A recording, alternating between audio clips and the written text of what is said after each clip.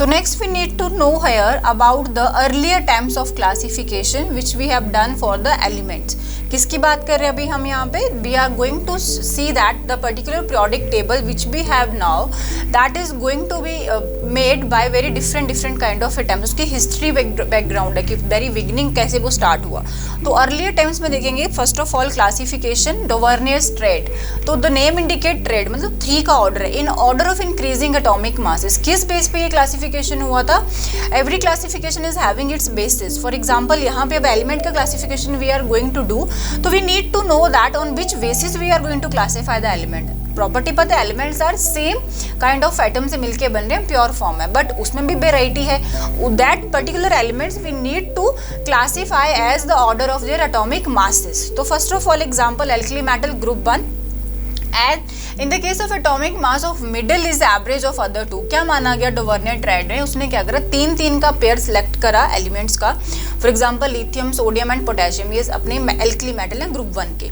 Fine. तो what he has done, first और third का एवरेज निकाल के जो मास आया that will be the mass of the middle one. ये क्राइटेरिया रखा. 3 का पेयर बना के मीन निकाला उसने. 7 + 39 divide by 2, 46/2 is equal to 23. That we need to know कि ये क्या हो गया, मास हो गया. And we are well aware about this thing कि सोडियम का मास आज भी क्या है 23 है. मतलब that is the true thing. वो यहाँ पे उसने इम्प्लीमेंट कर दिया कि फर्स्ट और सेकंड का मास निकाल के क्या निकलेगा अपने पास, एवरेज लेके क्या मिलेगा अपने पास, थर्ड का जो सेंटर वाला है उसका मास हम फाइंड आउट कर सकते. That is the triad rule, that is the Dobereiner's triad rule. Another examples we can see in this case, that is element calcium, strontium and barium is here. तो mass of the calcium is 740 and barium 137.3 and we need to find out the strontium. तो in that case हमने क्या करा, we take out the average of, he has taken out the average of 40 and 137. तो क्या आया अपने पास 88.65, that is approximate 88 and that is the mass of strontium. Fine.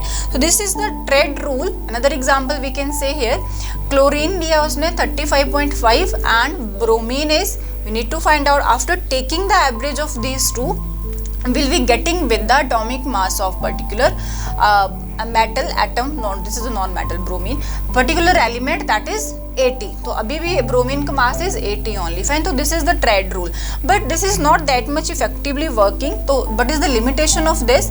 Limitation of this trade rule is only 3 trade were recognized from the element known at that time. तो सबसे पहले trade ने बोला क्या, ट्रेड का जो रूल था डोवर्नियर ने दिया हमें, साइंटिस्ट का नाम था, मतलब 3 का pair of 3 he has made. For example in case of lithium, sodium and potassium. तो उसने क्या माना, these first 2 का average, the average of these first and last will be giving us the mass of central one.